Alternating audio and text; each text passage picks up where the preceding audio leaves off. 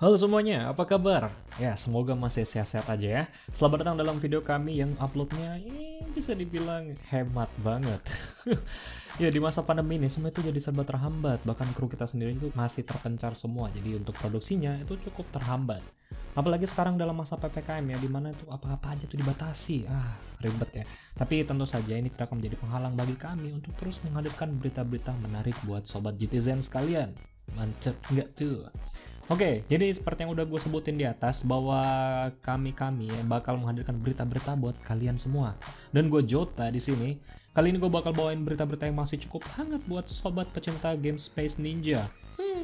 Ya apa itu ya? Apalagi kalau bukan Warframe. Selain Warframe juga gue bakal bawain berita-berita lainnya yang tentu saja masih cukup hangat buat kalian ketahui. Oke, so without any further ado, let's jump to it.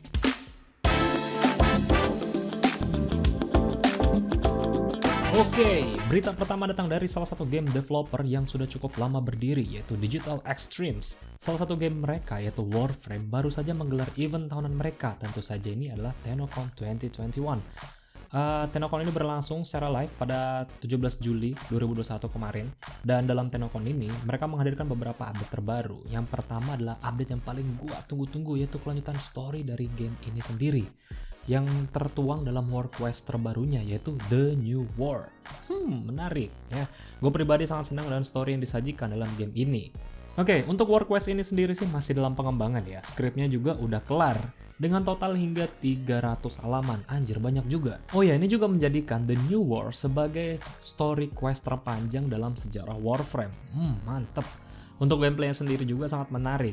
Kita akan diberikan kesempatan untuk memainkan karakter dari faksi lain seperti Khal 175 dari faksi Grenier, lalu Veso dari faksi Corpus, dan bahkan Teshin. Kalau kayak gini sih gue jadi excited ya mainnya.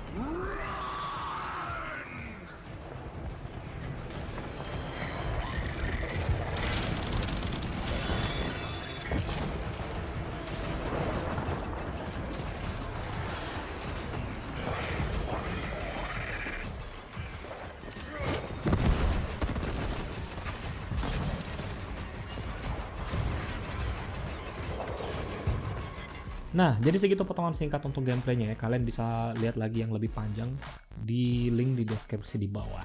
Lalu yang kedua nih, yang gak kalah membagongkan lagi untuk update terbaru dari Warframe, yaitu fitur crossplay dan cross save. Player dari PC, PlayStation, Xbox, dan Switch ini bakal bisa main bareng dalam fitur crossplay ini. Jadi kalian gak perlu khawatir kalau misalnya kalian punya temen yang bermain dengan platform yang berbeda ya. Tentu saja dengan fitur cross save juga akan sangat membantu buat kalian yang kalau main itu ya bakal pindah-pindah platform. Selain itu juga crossplay ini akan menempatkan kalian dalam matchmaking dengan player dari konsol lainnya.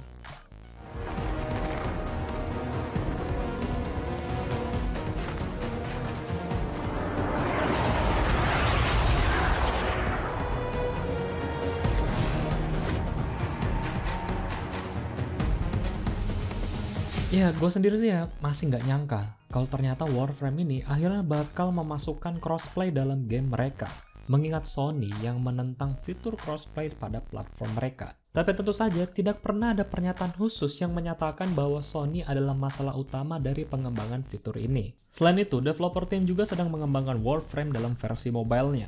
Kalian akan mendapatkan full experience layaknya kalian bermain melalui konsol lain hanya dalam genggaman kalian. Oh, menarik.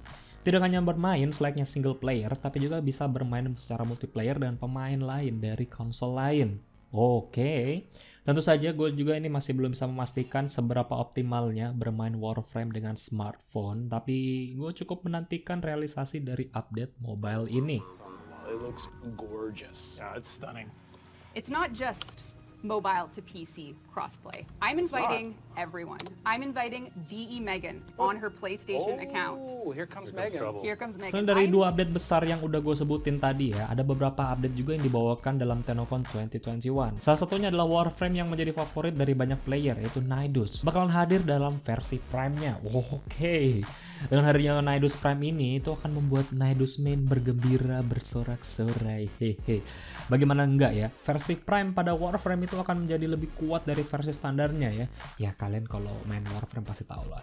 Dan masih belum diketahui kapan blueprint dari Warframe ini akan live di gamenya, tapi ya kita tunggu aja. Mutation stacks here, and you can check it out. So once you build your stacks up, you can have your Nidus Prime looking extra tentacly.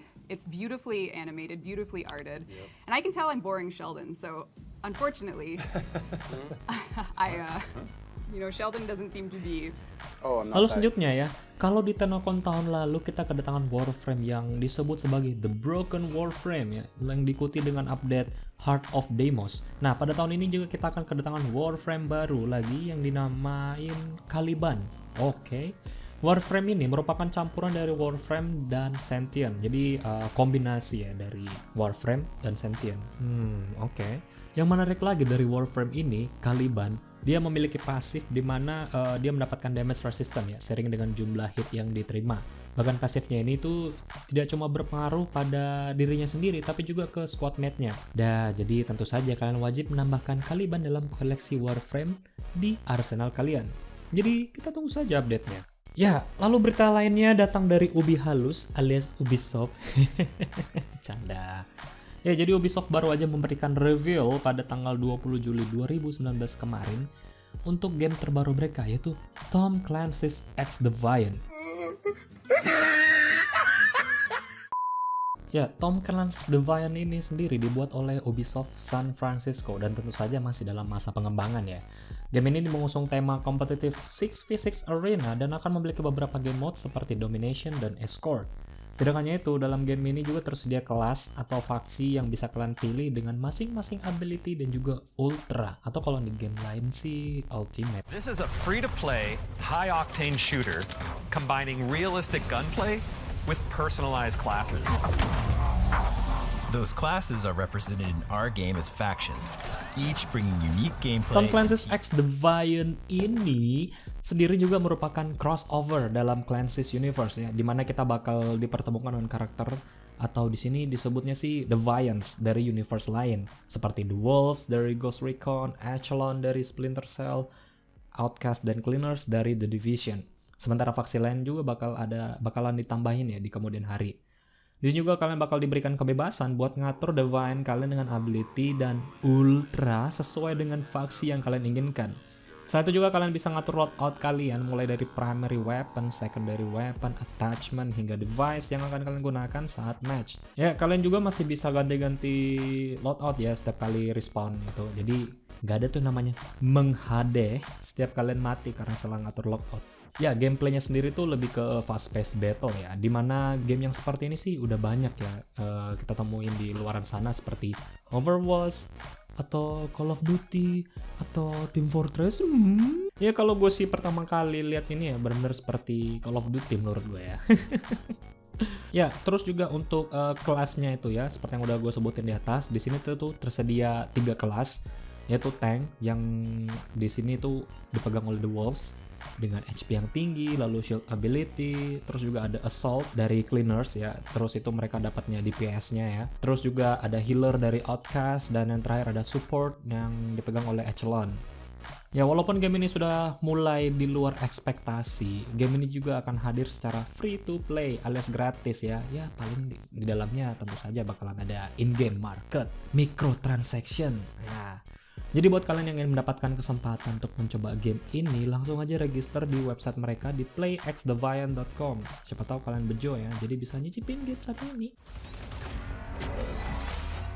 Personalizing classes, guns, and gear in a fast-paced fight is a whole new experience in Tom Clancy gaming. Oke, jadi segitu aja dulu ya berita yang gue bawa kali ini. Menurut kalian gimana ya untuk update terbaru Warframe dan juga game terbaru dari Ubisoft?